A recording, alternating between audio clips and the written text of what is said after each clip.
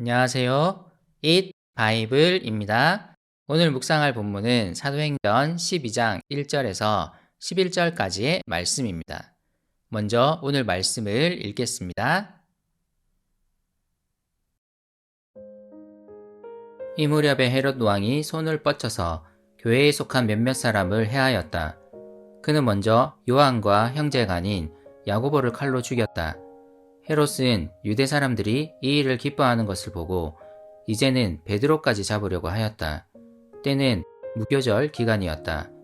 그는 베드로도 잡아서 감옥에 가두고 4명으로 짠 경비병 4패에게 맡겨서 지키게 하였다.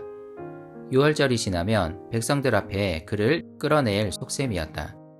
이렇게 되어서 베드로가 감옥에 갇히고 교회는 그를 위하여 하나님께 간절히 기도하였다. 헤롯이 베드로를 백성들 앞에 끌어내기로 한 그 전날 밤이었다. 베드로는 두 쇠사슬에 묶여 군인 2사람 틈에서 잠들어 있었고 문 앞에는 파수꾼들이 감옥을 지키고 있었다. 그런데 갑자기 주님의 천사가 나타나고 감방에 빛이 환히 비치었다. 천사가 베드로의 옆구리를 쳐서 깨우고 말하기를 빨리 일어서라 하였다. 그러자 쇠사슬이 그의 2 손목에서 풀렸다. 천사가 베드로에게 띠를 띠고 신을 신어라 하고 말하니 베드로가 그대로 하였다. 또 천사가 그에게 겉옷을 두르고 나를 따라오너라 하니 베드로가 감방에서 나와서 천사를 따라갔다. 베드로는 천사가 하는 일이 참인 줄 모르고 자기가 환상을 보고 있는 것이라고 생각하였다. 그들이 첫째 초소와 둘째 초소를 지나서 시내로 통하는 철문에 이르니 문이 저절로 열렸다. 그래서 그들은 바깥으로 나와서 거리를 하나 지났다. 그때에 갑자기 천사가 떠나갔다. 그때야 베드로가 정신이 나서 말하였다. 이제야 참으로 알겠다. 주님께서 주님의 천사를 보내셔서 헤롯의 손에서 그리고 유대 백성이 꾸민 모든 음모에서 나를 건져 주셨다. 예루살렘 교회는 스데반의 죽음으로 인해 흩어질 수밖에 없는 위기를 맞았지만 오히려 복음은 곳곳에 전파되었습니다. 이제 이방인들도 예수님을 믿고 성령을 받는 일들이 일어났습니다. 곳곳에서 정말 좋은 소식들이 전해지고 있었습니다. 하지만 다시 박해가 다가옵니다. 1세기 그리스도인들은 그들을 향한 칭송과 더불어 항상 이 박해의 상황에 처해 있었습니다. 지금까지의 박해는 예루살렘 종교 지도자들과 유대교의 열심인 유대인들로 인한 것이었습니다. 하지만 이제 그리스도인들은 이스라엘의 분봉왕 헤롯 아그리빠의 주목을 받기 시작합니다.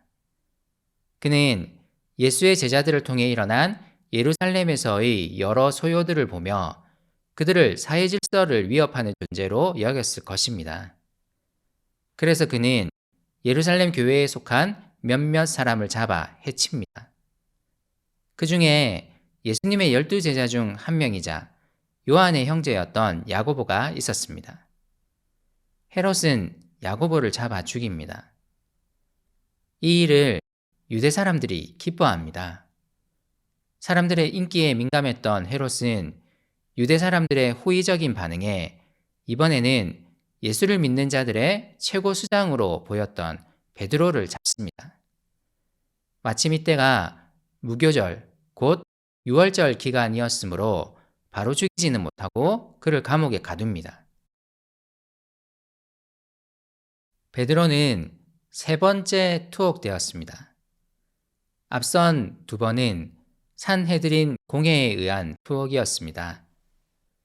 2번째 투옥되었을 때는 천사에 의해 구출을 받았고 대제사장은 이 일로 인해 매우 당황스러워했습니다.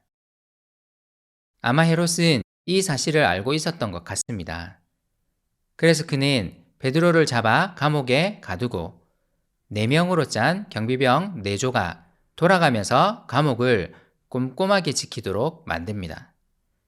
그리고 6월절이 지나면 그를 죽일 생각이었습니다. 베드로의 투옥 소식을 들은 교회가 그를 위해 간절히 기도하기 시작합니다. 그들 역시 천사에 의해 구출된 베드로의 두 번째 투옥을 기억했을 것입니다. 그들은 베드로를 위해 매우 간절히 기도했습니다. 그리고 매우 드라마틱한 일이 일어납니다. 베드로가 처형되기 바로 전날 밤이었습니다. 베드로는 쇠사슬에 묶여 있었고 군인 2명이 감옥 안을 지키고 있었고 다른 군인 2명은 감옥 문 앞을 지키고 있었습니다. 이들 사이에서 베드로는 잠들어 있었습니다. 놀라운 일이 일어납니다. 주님의 천사가 나타나고 감방에 환한 빛이 비칩니다. 환한 빛에도 깨지 않는 베드로의 옆구리를 주님의 천사가 쳐서 깨웁니다. 그리고 그의 두 손목에 묶여있던 쇠사슬이 풀립니다. 천사가 베드로를 재촉하여 띠를 띠고 신을 신고 겉옷을 두르게 합니다. 아직 잠이 덜 깬 베드로는 비몽사몽간에 천사를 따라갑니다. 그는 자신이 지금 꿈을 꾸고 있다고 생각합니다. 감옥의 문들이 모두 저절로 열립니다. 그리고 베드로는 감옥 밖으로 나옵니다. 천사는 베드로를 예루살렘 거리에 남겨둔 채 떠납니다. 찬 밤바람을 맞은 베드로는 정신이 번쩍 들었을 것입니다. 그제서야 그는 그에게 일어난 일을 알아챕니다. 그리고 천사를 보내셔서 자신을 구한 주님을 찬양합니다. 스데반과 야고보의 죽음은 무척 안타까운 일이지만 이 일을 통해 사람들은 더 먼 곳으로 퍼져나가 복음을 전했습니다. 베드로는 야고보의 죽음과 함께 붙잡혔지만 주님은 천사를 보내셔서 그를 구출하셨습니다. 그리고 그 역시 이제 예루살렘을 떠나 먼 곳으로 가게 될 것입니다. 주님은 박해를 통한 죽음을 통해 그리고 박해로부터 구원하시는 것을 통해 복음이 더 널리 전파되도록 하셨습니다. 어떤 사람은 박해로 인해 죽을 수 있고 어떤 사람은 박해에서 풀려날 수 있습니다. 하지만 초점은 분명합니다. 예수 그리스도의 구원 소식이 더 널리 전파되는 것. 이것이 1세기의 상황 속에서 성령이 하신 일이었습니다. 오늘날 우리의 상황에서는 박해로 인해 죽는 일은 없습니다. 하지만 우리에게도 초점은 분명합니다. 우리의 삶이 그리스도를 위해 드려지기를 소망했으면 좋겠습니다.